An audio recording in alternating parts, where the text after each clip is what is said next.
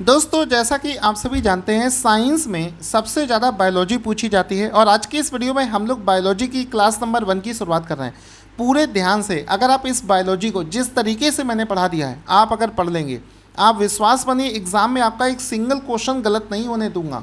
हर तरीके से मैं इस सब्जेक्ट को पढ़ाने में तैयार हूँ। बस आप लोग मन लगाकर अगर पढ़ोगे तो एक सिंगल क्वेश्चन भी आपका कहीं भी गलत नहीं होगा।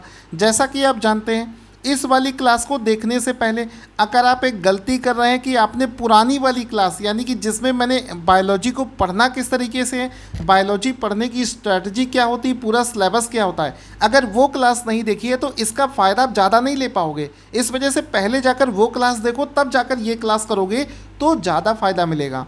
तो जैसा कि आप जानते हो, मैंने आपको बताया था कि बायोलॉजी का जो सिलेबस है, अगर आप यहाँ पर देखोगे तो पूरा का पूरा बायोलॉजी जो है वो 4 हिस्सों में डिवाइडेड है। कौन कौन से 4 हिस्से?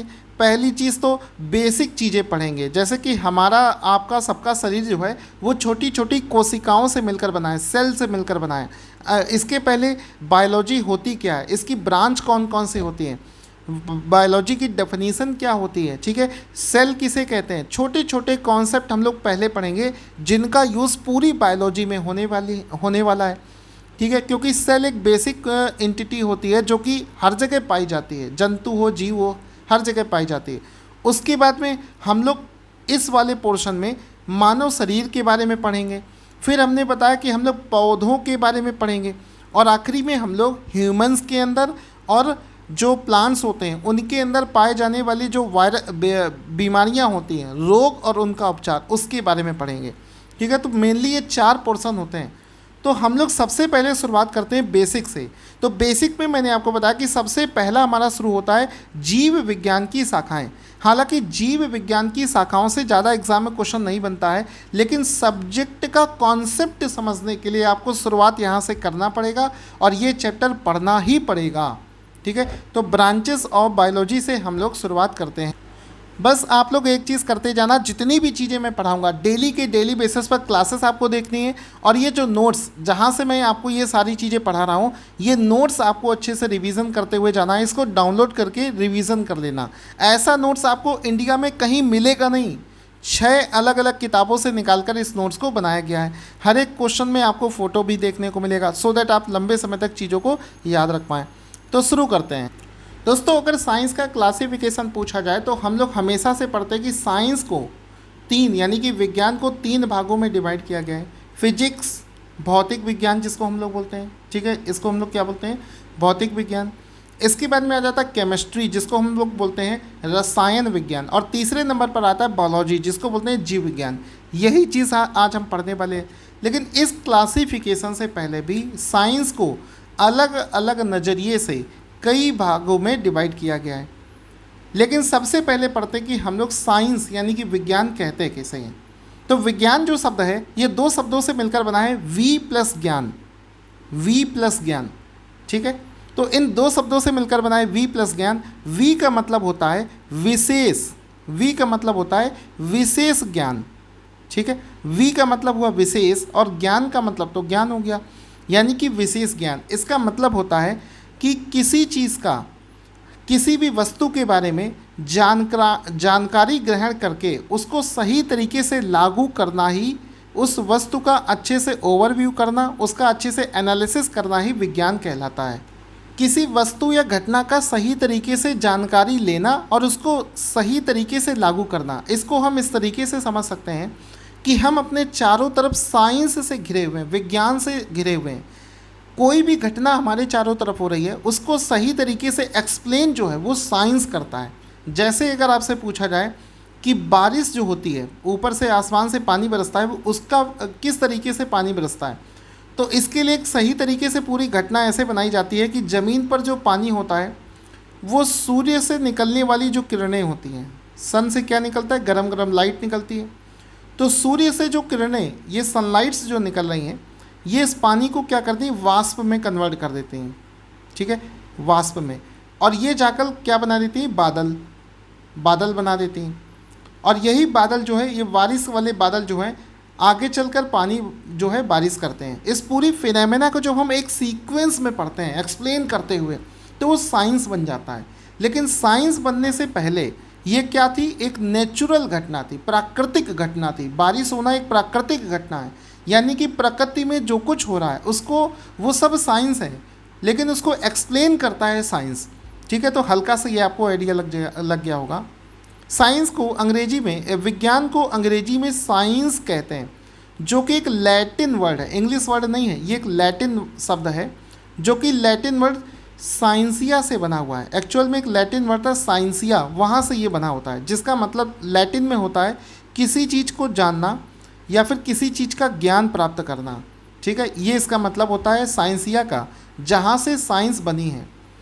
अब विज्ञान को बेसिकली दो भागों में डिवाइड किया गया है। एक तो होता है नेचुरल साइंस, प्राकृतिक विज्ञान, और दूसरा होता है सामाजिक विज्ञान। ठीक है, अब ये जो नेचुरल साइंस होता है, जिसमें मैंने आपको बताया था कि इसमें जो प्रकृति में जो भी घटना हो रही है वो सब कुछ नेचुरल साइंस के अंतर्गत में आता है। ठीक है, ये आपका प्रकृति विज्ञान के अंतर्गत आता है। दूसरा होता है सोशल साइंस, यानी कि सामाजिक विज्ञान। ठीक है, सामाजिक विज्ञान में क्या होता है, समाज के अंदर जो घटनाएं हो रही हैं उनके अध्ययन को हम लोग सामाजिक विज्ञान कहते हैं। ठीक है, तो दोनों का डेफिनेशन दे रखा है, जब आप इसका PDF डाउनलोड करेंगे तो वहाँ से रिवीजन भी कर लेना। इसके अलावा प्रकृति के अनुसार, क्योंकि साइंस का क्लासिफिकेशन नज़रिए पे डिपेंड करता है, आप किस नज़रिए, किस पैरामीटर को सोचकर इसका क्लासिफिकेशन कर रहे हैं उस पर डिपेंड करता है। तो अगर हम प्रकृति के अनुसार देखें तो साइंस को दो भागों में बांटा गया है। प्रकृति में जो घटनाएं हो रही हैं, जैसे कि मैंने आपको बताया बारिश होने की एक घटना है, बादल बनना एक घटना है, सूर्य का प्रकाश किस तरीके से ट्रेवल करता है ये एक घटना है। उस हिसाब से देखा जाए तो इसके दो क्लासिफिकेशन हैं। पहला है फिजिकल साइंस, ठीक है, दूसरा है लाइफ या फिर बायोलॉजिकल साइंस। इसको बहुत ज़्यादा डिटेल में हमें नहीं पढ़ना है। अब जो चीज़ हम बचपन से पढ़ते आए हैं कि विज्ञान को तीन भागों में डिवाइड किया गया है, फिजिक्स, केमिस्ट्री एंड बायोलॉजी, जिसमें कि हम बायोलॉजी पढ़ेंगे। जीव विज्ञान यानी कि बायोलॉजी कहा किसे जाता है। देखो, ये विज्ञान की वो शाखा है, वो ब्रांच है जिसके अंतर्गत हम प्रत्येक प्रकार के जीवन का अध्ययन करते हैं, प्रत्येक प्रकार के जीवन का अध्ययन करते हैं, उसको जीव विज्ञान कहते हैं। और ये जो शब्द है जीव विज्ञान यानी कि बायोलॉजी, इसका सबसे पहले जो प्रयोग है वो फ्रांसीसी वैज्ञानिक लैमार्क नाम का एक वैज्ञानिक था, तथा एक जर्मनी का साइंटिस्ट था जिसका नाम था ट्रेविरेनस। उसने 1802 में किया था। ठीक है, तो ये चीज़ आपको समझनी है। अब यहाँ पर आप देखते हैं, अब ये जो बायोलॉजी है, यहाँ पर साइंस की जगह कर लेते हैं बायोलॉजी। ठीक है, अब ये जो बायोलॉजी है, जीव विज्ञान है, इसको भी दो भागों में डिवाइड किया गया है। पहला भाग क्या है, जूलॉजी यानी कि जंतु विज्ञान, जिसमें हम लोग सभी प्रकार के जंतुओं के बारे में पढ़ेंगे। और इसकी जो दूसरी कैटेगरी है वो है बॉटनी यानी कि वनस्पति विज्ञान। अलग अलग टाइप के पौधे, अलग अलग टाइप के पौधों के बारे में जब हम पढ़ेंगे, वनस्पतियों के बारे में पढ़ेंगे, तो वो वनस्पति विज्ञान, और जंतुओं के बारे में पढ़ेंगे उसको कहेंगे जंतु विज्ञान। ठीक है, जैसे कि आप देख सकते हो जंतु विज्ञान। अब कुछ लोग सोचेंगे कि सर जंतु का मतलब है इसमें जानवरों के बारे में अध्ययन होगा क्या। देखो, जंतु से मतलब होता है इंसान भी एक तरीके से जानवर है, जंतुओं की कैटेगरी में आता है, जूलॉजी में आता है। यानी कि इसमें हम लोग सभी प्रकार के जानवरों के बारे में पढ़ेंगे, साथ ही साथ में इंसानों के बारे में भी पढ़ेंगे, जैसे कि tiger, squirrel, elephant, butterfly, fox, horse, snake, shark, इन सब के बारे में हम लोग जो पढ़ेंगे वो जूलॉजी, जंतु विज्ञान के अंतर्गत ही पढ़ेंगे। जो जीव विज्ञान की दूसरी शाखा है उसमें हम लोग अलग अलग टाइप के जो पौधे होते हैं, वनस्पतियाँ होती हैं, उनके बारे में पढ़ेंगे। चाहे छोटे वनस्पति हो, चाहे बड़ा पौधा हो, छोटा पौधा हो, बड़े बड़े पेड़ हो, बड़े से बड़े पेड़ हो, सभी प्रकार की जो वनस्पति है उसके बारे में जो हम पढ़ेंगे वो पढ़ेंगे बॉटनी के अंतर्गत। ठीक है, आई होप आपको बिल्कुल बेसिक चीज़ें जो हैं वो अच्छे से समझ में आ गई होंगी। अब हम लोग करते हैं आज के सबसे पहले क्वेश्चन की शुरुआत। सबसे पहला क्वेश्चन बनता है कि जो जंतु विज्ञान है, जूलॉजी, समझना मेरी बात को। देखो, हमने आपसे बोला था बायोलॉजी, जीव विज्ञान। अब जीव तो सभी के अंदर है, इंसानों के अंदर में भी जीव है और जानवरों के अंदर में भी है और आपका वनस्पतियों के अंदर में भी जीव है। तो बायोलॉजी की ब्रांचेस, 2 ब्रांचेस थी। एक ब्रांच थी जिसमें हम लोगों ने किसके बारे में पढ़ा, जूलॉजी, जंतुओं के बारे में पढ़ा, और दूसरा जो है जिसको बोलते हैं बॉटनी, जिसमें हम लोग वनस्पति, ठीक है। जंतुओं में आपका देखो क्या क्या आ जाता है, जानवर प्लस इंसान, और वनस्पति में आ जाएगा पेड़ पौधे। तो जो जंतु विज्ञान है ये वाला, इसको कहा जाता है जूलॉजी, ठीक है। तो वही पूछ रहा है कि जो जंतु विज्ञान है, जूलॉजी है, उसका अध्ययन क्या कहलाता है। तो इसमें आपको बताना है, तो क्वेश्चन बनेगा कि जूलॉजी अध्ययन करता है, ये चीज़ ना देखो, ये चीज़ अलग ऑप्शन ऐड हो गया, केवल जीवित वनस्पति का, यानी कि अगर कोई पेड़ पौधा जीवित है तो उसका करेगा, नहीं, ठीक है। दूसरा कह रहा है जीवित व मृत जानवरों दोनों का, तो ये भी गलत है। अब तीसरा ऑप्शन अगर आप देखोगे तो जीवित व मृत वनस्पति दोनों का, तो आपको यहाँ पर एक चीज़ समझ में आएगी कि सर आपने बताया था जूलॉजी में हम लोग जंतुओं का अध्ययन करते हैं, ठीक है, वनस्पति का अध्ययन नहीं करते हैं। यहाँ पर आप देखा था वनस्पति का अध्ययन कहलाता है बॉटनी, यानी कि वनस्पति वाला ऑप्शन तो सही हो ही नहीं सकता। तो ऑप्शन नंबर ए गलत हो जाएगा और ऑप्शन नंबर सी गलत हो जाएगा, ठीक है। जो जूलॉजी होती है ये जंतुओं का अध्ययन होता है, यानी कि जो बी ऑप्शन था वो सही था, जीवित और मृत। बस यहाँ पर एक कन्फ्यूज़न था कि क्या सर केवल जीवित जानवरों का अध्ययन कहलाता है जूलॉजी, या फिर जीवित या फिर जो मर भी चुका है उसका भी अगर हम अध्ययन कर रहे हैं तो वो जूलॉजी कहलाएगा। तो आंसर हो जाएगा कि जीवित और मृत, ठीक है। अगर कोई जंतु जिंदा है तो भी उसके शरीर का अगर हम अध्ययन कर रहे हैं कि उसके शरीर में कौन सा हृदय उसका किस टाइप का है, उसका ब्लड कैसा है, तो भी सही है। और अगर कोई जीव मर भी गया है तो भी उसका अगर हम अध्ययन कर रहे हैं तो वो भी जूलॉजी के अंतर्गत आता है। तो ऑप्शन नंबर जो है वो बी इसका राइट आंसर हो जाएगा, क्योंकि जूलॉजी का मतलब होता है जंतुओं से, इसका मतलब वनस्पति से बिल्कुल होता नहीं है। तो अगर आप कॉन्सेप्ट अच्छे से पकड़ें तो आपका क्वेश्चन जो है कभी गलत नहीं होगा। अब एक छोटा सा पॉइंट है कि ये जो जंतु विज्ञान है आप जानते हो ये बायोलॉजी यानी कि जीव विज्ञान की एक प्रमुख शाखा है। इसके जो जनक हैं, फादर हैं, वो माने जाते हैं अरस्तु।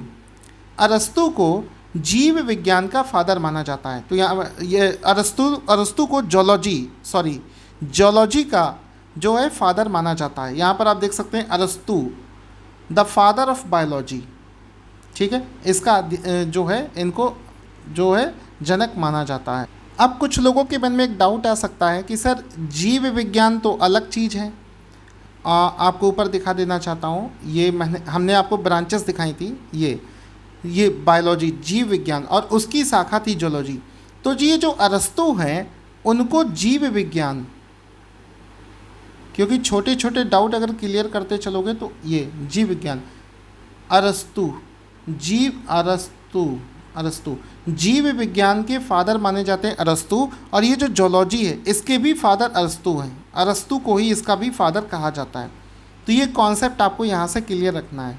आगे बढ़ते हैं, ये हमने पढ़ लिया, इसके यहाँ तक हम कवर कर चुके हैं, ठीक है। तो इस फोटो को आप कभी मत बोलना जिसमें अरस्तु वैज्ञानिक आपको दिख रहे हैं और साफ साफ लिखा है अरस्तु is a father of biology. जो पूरा हम चैप्टर पढ़ रहे हैं यानी कि सब कुछ जो हम इस पूरे विषय में पढ़ेंगे वो है अरस्तु उसके फादर हैं। फादर ऑफ बायोलॉजी कौन है? अरस्तु। आगे बढ़ते हैं। अब चूंकि हमारा आज का जो सबसे जो ये चैप्टर था इसका नाम ही था वर्गीकी। देखो आज का ये जो चैप्टर है हमने आपको सिलेबस में भी बताया था कि जीव विज्ञान की शाखाएं, तो जीव विज्ञान की जो शाखाएं हैं वो वाला चैप्टर हम पढ़ रहे थे, तो क्वेश्चन भी उसी टाइप के कराए। तो सबसे पहला क्वेश्चन बना है कि एक तरफ दे रखा है कि किस चीज़ का अध्ययन हो रहा है और उस चीज़ के अध्ययन के लिए एक नाम दिया गया है, वो कौन सा नाम है। जैसे कि पक्षियों के बारे में अध्ययन करना, अलग अलग टाइप के पक्षी हैं, बर्ड्स हैं, उसके अध्ययन को क्या कहते हैं, क्रॉस मैच कराना पड़ेगा, ठीक है। या हेरेडिटी का जो सिद्धांत है, वंशागति, इसके बारे में अध्ययन अगर कोई कर रहा है तो उसके बारे में क्या, उसको एक क्या नाम दिया गया है। अगर कोई पर्यावरण के बारे में अध्ययन कर रहा है तो उसको भी एक नाम दिया गया है। अगर कोई फोसिल्स यानी कि जीवाश्म के बारे में अध्ययन कर रहा है तो उसका भी एक नाम दिया गया है। अब इसमें हमें कराना है क्रॉस मैच। हालांकि आजकल 2016 में यूपी पीसीएस में ये क्वेश्चन पूछा गया था, उसके बाद से इस टाइप के क्वेश्चन ज़्यादा एग्जाम में पूछे नहीं जाते हैं। तो सर इसको पढ़ने का तरीका क्या होगा, इस पर हम बहुत ज़्यादा टाइम वेस्ट नहीं करेंगे। हम आपको एक लिस्ट देंगे, आपको दिखाना चाहता हूँ कि मैं क्या करूँगा आपको एक लिस्ट दिखाता हूँ। ये वाली लिस्ट रही, ये देखो। हम दोस्तों आपको इसकी जो ब्रांच वाली लिस्ट है, जिसमें मानव के विज्ञान को क्या कहा जाता है, शरीर रचना विज्ञान को क्या कहा जाता है, जीवाणु यानी कि बैक्टीरिया वाले विज्ञान को, जीवाणुओं के अध्ययन को क्या कहा जाता है। तो ये पूरी एक लिस्ट है और इस लिस्ट से बाहर एक भी क्वेश्चन नहीं जाता है। वैसे तो इसका क्वेश्चन आजकल नहीं पूछा जाता, लेकिन मान लो अचानक से पूछ लिया जाए तो कम से कम एक नज़र तो आप इसको देख लोगे। तो ये पीडीएफ मैं आपको प्रोवाइड करा दूंगा, इसको बहुत ज़्यादा डिटेल में पढ़ने की ज़रूरत नहीं है। दूसरा इसका तरीका ये होता है कि मान लो हम आपको आगे चलकर मानव शरीर रोग निदान का विज्ञान, यानी कि मानव शरीर में जो रोग हो जाते हैं उसको निवारण करने का जो साइंस है उसको बोलते हैं पैथोलॉजी। जब हम आपको डिटेल में पैथोलॉजी पढ़ा रहे होंगे तब आप इसको समझ जाओगे कि अच्छा, मानव शरीर के रोग का अगर निदान करना है तो उसको पैथोलॉजी बोलते हैं। उस समय जब हम डिटेल में पढ़ा रहे होंगे तब तो आपको अच्छे से याद हो ही जाएगा। इस वजह से इस लिस्ट को सिर्फ एक बार देख लेना, आपको चीज़ें क्लियर हो जाएंगी। वापस से हम लोग आ जाते हैं अपने उसी क्वेश्चन पर, वापस से आ जाते हैं ये। तो इसको समझो, कुछ चीज़ें हम क्वेश्चन के फॉर्मेट में करा दे रहे हैं तो आपको याद हो जाएगा। तो इसमें देखो कोई एक चीज़ भी आप मैच करा लोगे तो मेरे हिसाब से आंसर आपका सही हो जाएगा। तो सबसे पहला देखो क्या होगा इसका, पक्षियों के साइंस को, तो इसको बोला जाता है ऑर्निथोलॉजी, ठीक है। इसके बाद में हेरेडिटी को बोलते हैं जेनेटिक्स। कहते हैं ना कि आपके जीन्स कैसे हैं, जेनेटिक्स, वंश जो लक्षण आपके माता पिता के अंदर थे, जो अच्छी या बुरी चीज़ें आपके माता पिता के अंदर थी, वो जेनेटिक्स जीन के माध्यम से आपके शरीर में भी आ जाती हैं। इसको बोलते हैं जेनेटिक्स। पर्यावरण के अध्ययन को हम लोग क्या बोलते हैं, इकोलॉजी। और फॉसिल्स के अध्ययन को बोलते हैं हम लोग पेलियोबायोलॉजी। तो आंसर इसका हो जाएगा 3421। तो देखो 3421 कहाँ है, बी ऑप्शन में 3421। तो बी ऑप्शन यहाँ पर बिल्कुल सही हो जाएगा। इस टाइप के क्वेश्चन एग्जाम में आपसे बहुत पूछे जाएंगे, तो आपको ये सब चीज़ें समझकर चलनी है। अब जैसे क्वेश्चन बनता है कि जो फ्लावर्स, फूलों के अध्ययन को क्या कहा जाता है, ठीक है। फ्लावर्स, अलग अलग टाइप के जो फूल्स होते हैं, छोटा फूल, बड़ा फूल, सुगंध देने वाला फूल, ठीक है, इस कीटों को खाने वाला फूल। तो अलग अलग टाइप के जो फ्लावर्स होते हैं उसके जो पूरी कैटेगरी, पूरा जो अध्ययन है उसके लिए एक शब्द बना है। क्या बनाया है शब्द, इसके लिए एक शब्द बना है एंथोलॉजी। ऑप्शन नंबर 20 का राइट आंसर हो जाएगा, एंथोलॉजी। अब इसको याद कैसे रखा जाए, सर एक तो तरीका है, इसको आप रट लो कि फूलों के अध्ययन को कहते हैं एंथोलॉजी। लेकिन मैंने आपको बताया कि जब आप इसको रटोगे तो आपको याद रह सकता है, लेकिन लंबे समय तक याद नहीं रख पाओगे। लेकिन अगर मैं आपको ये बता दूं कि जब मैं आपको फूल, पुष्प के बारे में डिटेल में बता रहा हूँ, तब मैं आपको एक चीज़ बताऊँगा कि पौधे के जो अलग अलग हिस्से होते हैं उनमें से एक ये वाला पार्ट होता है जिसको बोलते हैं एंथर, और इसी एंथर से बना है एंथोलॉजी। ये आपने देखा होगा, पौधे की जब पत्तियां आप हटाओगे तो उसके बीच का जो हिस्सा निकलता है उसमें छोटी छोटी डंडियां होती हैं, और ये जिसको आप कहते हैं बीज, तो ये जो हिस्सा होता है इसको बोलते हैं एंथर। और इसी एंथर से फूल के अध्ययन को कह दिया गया एंथोलॉजी। तब आप इसको लंबे समय तक याद रख पाओगे। अच्छा, फूल, पुष्प, अलग अलग टाइप के फूल के बारे में जो अध्ययन होता है उसको बोलते हैं एंथोलॉजी, क्योंकि पौधे का जो भाग होता है, बॉडी पार्ट होता है, उसमें एक एंथर होता है, लंबा सा एंथर, और उसी एंथर से बना है एंथोलॉजी।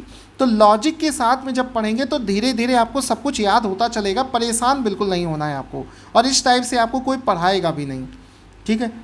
आगे बढ़ते हैं। अब एक चीज़ यहाँ पर देखो, ऑप्शन में हमने एंथोलॉजी के अलावा भी देखो 4 ऑप्शन बचे हैं, तो देखो सबको देखेंगे।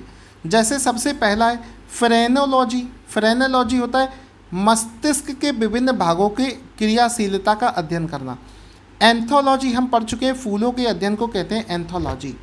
एग्रोइस्टोलॉजी, एग्रो, तो एग्रो शब्द यूज़ हो जाए तो घास से संबंधित अध्ययन को कहते हैं। पैलिनोलॉजी विभिन्न प्रकार के परागकणों का अध्ययन होता है। ये सब कुछ आपको डिस्कशन करते हुए चलना है। इसके बाद में क्वेश्चन बनता है कीटों इंसेक्ट के वैज्ञानिक अध्ययन को क्या कहा जाता है। जो इंसेक्ट होते हैं, कीड़े, छोटे मोटे कीड़े, बड़े कीड़े, काटने वाले कीड़े, इन्फेक्शन फैलाने वाले कीड़े, इन सब के अध्ययन को के लिए एक शब्द है एंटोमोलॉजी। कीटों के अध्ययन को कहा जाता है एंटोमोलॉजी।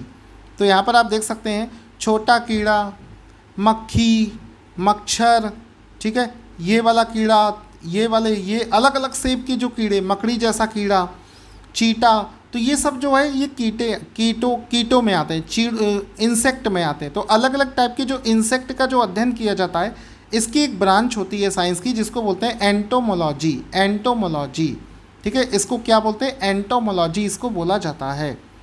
क्वेश्चन बनेगा निम्नलिखित विषयों में से कौन सा विषय जनसंख्या और मानव जाति के महत्वपूर्ण आंकड़ों के अध्ययन से संबंधित है।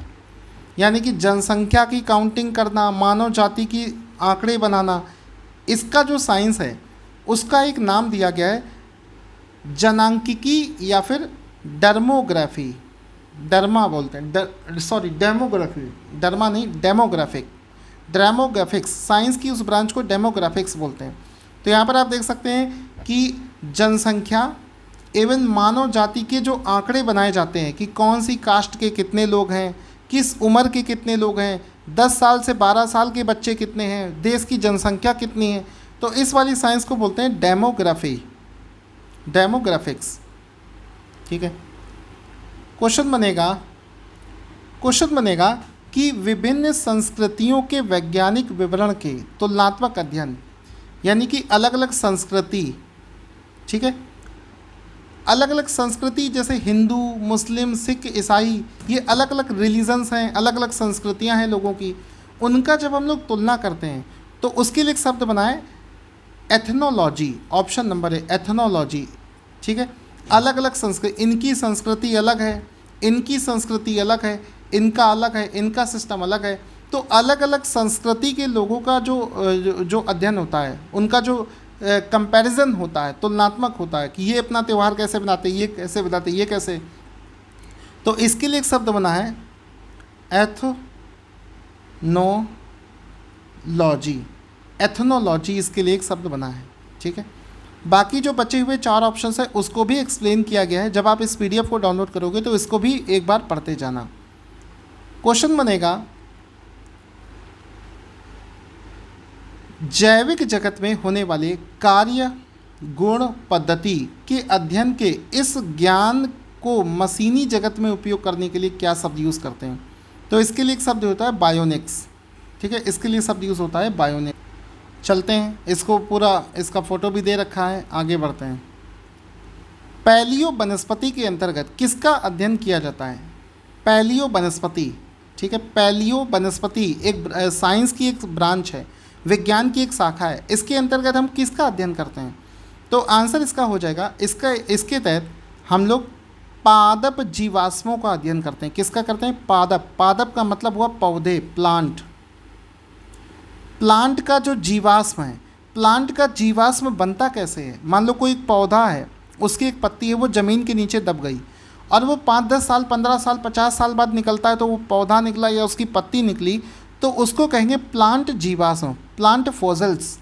और उसका जो अध्ययन है उसको कहा जाता है पैलियो वनस्पति। इसको आप अच्छे से समझने के लिए आप देखोगे कि जब किसी पुराने पत्थर को तोड़ा जाता है तो उस पर देखो पेड़ की पत्ती इस तरीके से बनी होती है, यानी कि आज से 50-100 साल पहले वो पेड़ की पत्ती वहाँ गिरी होगी और वो पत्थरों से दब गई और दबने से ये निशान बना है। ठीक है, कई जगह खुदाई में आप देखोगे, ये देखो एक बहुत पुराना पत्थर है और इस पर देखो एक पौधे की पत्ती का निशान है, तो इसका अध्ययन होता है। देखो एक पौधे पर ये एक देखो बड़े से स्टोन पर ये देखो पौधे की पत्तियां बनी हुई हैं, तो ये सब किसी ने बनाई नहीं है। ये एक्चुअल में क्या है? ये है पादप जीवाश्म, ये जीवाश्म बन गया। प्लांट फॉसिल्स यानी कि कोई पेड़ की पत्ती है जो पहाड़ों के नीचे दब गई और वो उस पर छप गई, और उसका जब अध्ययन किया जाता है तो उसके लिए शब्द यूज़ होता है पैलियो वनस्पति। ऑप्शन नंबर डी इसका राइट आंसर हो जाएगा पैलियो वनस्पति। साफ साफ लिखा है। लाखों वर्ष पूर्व बर्फ, मिट्टी इत्यादि के नीचे किसी प्राकृतिक घटना के कारण जो दब गया हो, उनकी छाप पत्थरों की चट्टानों से प्राप्त होती है। तो ये सब कुछ जो है इसके अंतर्गत आता है। इसके बाद में क्वेश्चन बनेगा, रेशम कीट पालने को क्या कहते हैं? जो रेशम बनता है कपड़ा, वो एक कीड़े से बनता है, आप भी जानते होंगे, ज्योग्राफी मैंने आपको पढ़ाया था। इसका जो साइंस है उसको बोलते हैं सेरीकल्चर। क्या कहते हैं? सेरीकल्चर। रेशम का जो कीड़ा होता है, ये जहाँ से हमें रेशम प्राप्त होता है, धागे प्राप्त होते हैं, उसके लिए शब्द होता है सेरीकल्चर। ठीक है, यहाँ पर देख सकते हैं ये रेशम का कीड़ा है, ये इस तरीके से दिखता है, रेशम का कीड़ा है जो क्या करता है, इस तरीके की आकृति बनाता है और यहाँ से हमें धागे, रेशम प्राप्त होता है, रेशम प्राप्त होता है। ठीक है, कॉटन प्राप्त होता है। तो इसके अध्ययन को कहते हैं सेरीकल्चर। इसके अध्ययन को कहा जाता है सेरीकल्चर। सेरीकल्चर इसको कहा जाता है। ठीक है, बाकी जो 4 ऑप्शंस और बचे हुए हैं उनके बारे में भी दे रखा है, तो इसको आप लोग पढ़ते चलना, थोड़ा थोड़ा पढ़ते चलोगे तो आपको अच्छा लगेगा। क्वेश्चन बनेगा, मधुमक्खी का उपयोग किया जाता है। तो मधुमक्खियों का जो अध्ययन होता है उसको बोलते हैं एपीकल्चर। भाई आप ये जान गए सेरीकल्चर तो हो ही नहीं सकता, तो इसको कहा जाता है एपीकल्चर। मधुमक्खियों के बारे में, अलग अलग टाइप की जो मधुमक्खियाँ होती हैं उनके बारे में जो अध्ययन होता है उसको लिए शब्द यूज़ होता है एपीकल्चर। क्या होता है? एपीकल्चर। ऑप्शन नंबर 20 का राइट आंसर हो जाएगा। फिर कह रहा है कि इनमें से कौन सा कथन जो है वो सही मैच नहीं कर रहा है। तो फूलों की खेती, अलग अलग टाइप के फूलों की खेती, उसको कहते हैं फ्लोरीकल्चर, सही है। फसलों की खेती एग्रोनॉमी, सही है। फलों की खेती पोमोलॉजी, बिल्कुल सही है। सब्जियों की खेती हॉर्टिकल्चर, गलत है। ठीक है, हॉर्टिकल्चर जो होता है, जो सब्जियों की खेती है, उसके लिए एक अलग से शब्द बना है, उसको बोलते हैं ओलेरीकल्चर। सब्जियों की खेती के लिए एक शब्द यूज़ होता है ओलेरीकल्चर। ठीक है, तो हॉर्टिकल्चर का मतलब होता है, आपको बताना चाहूँगा, हॉर्टिकल्चर को हम लोग बोलते हैं बागवानी, और उसके अंतर्गत ना सिर्फ सब्जियां, फल भी आते हैं, सब्जी भी आती है और फूल भी आते हैं, ये सब कुछ मिलाकर बनता है बागवानी, हॉर्टिकल्चर। ठीक है, लेकिन यहाँ पर दे रखा है कि सिर्फ एक सब्जियों का खेती, तो सब्जियों की खेती के लिए ओलेरीकल्चर शब्द यूज़ किया जाता है। ठीक है, अब देखो आपको जितने भी क्वेश्चंस हम आगे कराएंगे, जो करा रहे हैं, उसकी पूरे इंग्लिश में जो नाम होता है वो भी हम आपको बताते चल रहे हैं। अब इसमें से कौन सा जो है वो सही सुलेमित नहीं है, तो कौन सा है जो सही मैच नहीं कर रहा है? एपीकल्चर। एपीकल्चर मधुमक्खियों के अध्ययन को सही है। सेरीकल्चर सिल्क वर्म, ये भी सही है। पीसी कल्चर गलत है। हॉर्टिकल्चर के अंतर्गत तो चलो फूल आ जाएगा, लेकिन सी ऑप्शन यहाँ पर बिल्कुल गलत है। सी ऑफ पीसी कल्चर जो होता है वो फिश, ये बिल्कुल गलत है। पीसी कल्चर के अंतर्गत आती है फिश, मछली के अध्ययन को। यहाँ पर आप देख सकते हो मछलियों की फार्मिंग, मछलियों के अध्ययन को, मछलियों की जो फार्मिंग होती है उसके लिए शब्द यूज़ होता है पीसी कल्चर। तो ये ऑप्शन यहाँ पर जो है गलत हो जाएगा। Option number C will be the right answer. Question बनता है, लेक्सिकोग्राफी का संबंध किस चीज़ से है? तो कॉम्बिनेशन ऑफ वर्ड्स, शब्दकोश के संयोजन को कहा जाता है लेक्सिकोग्राफी। ऑप्शन नंबर 20 का राइट आंसर हो जाएगा। सब्जी के लिए काम आने वाले पौधों के अध्ययन को क्या कहा जाता है? सब्जी के लिए जो पौधे काम आते हैं उसके जो अध्ययन है उसके लिए बोलते हैं ओलेरीकल्चर। ठीक है, ओलेरीकल्चर। यहाँ पर आप देख सकते हैं ओलेरीकल्चर। सब्जियों के लिए काम आने वाले पौधे जैसे टमाटर, लौकी, भिंडी, तुरई, जो सब्जियों के लिए पौधे यूज़ होते हैं उसके लिए शब्द यूज़ होता है ओलेरीकल्चर। ठीक है, वीटीकल्चर के द्वारा निम्नलिखित में से कौन सा उत्पादित होता है? तो वीटीकल्चर का होता है अंगूर, ग्रेप्स। ठीक है, ग्रेप्स का मतलब होता है वीटीकल्चर। वीटीकल्चर जो होता है उसके अंतर्गत आता है अंगूर, यानी कि ग्रेप्स का अध्ययन होता है। ठीक है, यहाँ पर आप देख सकते हैं ग्रेप्स, अलग अलग टाइप के काले अंगूर, हरे वाले अंगूर, ये सब जो होते हैं इनके लिए शब्द यूज़ करते हैं वीटीकल्चर। इसके बाद में क्वेश्चन बनता है, कीट संवर्धन क्या है? संवर्धन का मतलब होता है बढ़ाना। यानी कि कीटों की वृद्धि करने का जो साइंस होता है उसके लिए कहते हैं कीट संवर्धन। ऑप्शन नंबर ए इसका राइट आंसर हो जाए। अब देखो एक साइंस होती है जिसमें कीटों को पाला जाता है, कीटे बहुत सारे कीड़े बनाए जाते हैं, क्योंकि जैसे आपने सुना होगा केंचुआ, केंचुआ जो है वो क्या करता है, वो ज़मीन को और ज़्यादा उपजाऊ बनाता है, तो उस कीड़े को पाला जाता है। ऐसे ही बहुत सारे कीड़े हैं जिसका पालन किया जाता है। तो आपको दिखा है धरती का सच्चा मित्र कहलाता है केंचुआ। केंचुआ क्या करता है कि ज़मीन को जो है और ज़्यादा उपजाऊ क्षमता बढ़ाता है, इस वजह से इनको पाला जाता है और इसके लिए कीट संवर्धन साइंस इसके अंतर्गत आती है। ठीक है। वर्मी कल्चर में प्रयुक्त वर्म मतलब कीड़ा कौन सा होता है, तो वो होता है अर्थवर्म, केंचुआ जिसको हम लोग बोलते हैं। ठीक है, तो ऑप्शन नंबर डी इसका राइट आंसर हो जाएगा। तो वर्मी कंपोस्ट मतलब केंचुआ जो है वो ज़मीन की खाद जैसी भी बना देता है, तो उसको वर्मी कल्चर कहा जाता है, केंचुआ पालन भी इसको बोला जाता है। ठीक है। और केंचुए के मल से मतलब केंचुआ क्या करता है, ज़मीन की मिट्टी को खाता है और फिर जो अपना सिट निकलता है, उसका अपशिष्ट जो निकलते हैं, वो उसी के मल से ही खाद तैयार होती है और इसको बोलते हैं कंपोस्ट कहलाती है, वर्मी कंपोस्ट कहलाती है। अब दोस्तों एक चीज़ समझना कि आपको मैंने इतनी चीज़ें पढ़ा दी हैं, लेकिन जब आपको ये पीडीएफ डाउनलोड करोगे तो इसमें आपको ज़्यादा क्वेश्चंस मिलेंगे, क्योंकि ये एक ऐसा टॉपिक है जिसको आप एक सरसरी नज़र से भी देख लोगे ना तो आपको तैयार हो जाएगा। इसके लिए बहुत ज़्यादा क्लासेस हम लोग नहीं करेंगे, क्योंकि जैसे जैसे हम आगे बढ़ेंगे आप चीज़ों को और अच्छे से समझते हुए चलोगे। ठीक है, तो आप इसका पीडीएफ डाउनलोड करके इसका रिवीजन ज़रूर कर लेना, थोड़ी देर में आपको इसका पीडीएफ भी मिल जाएगा। फिर इसके बाद में हम लोग थोड़ा थोड़ा ये पढ़ के डिटेल में हम लोग यहाँ से पढ़ेंगे। कोशिका से हम लोग बहुत अच्छे से डिटेल में चीज़ों को पढ़ना जो है स्टार्ट करेंगे। Thank you so much guys. आपको ये हमारी क्लास कैसी लगी मुझे व्हाट्सएप पर पर्सनल मैसेज करके ज़रूर बताना।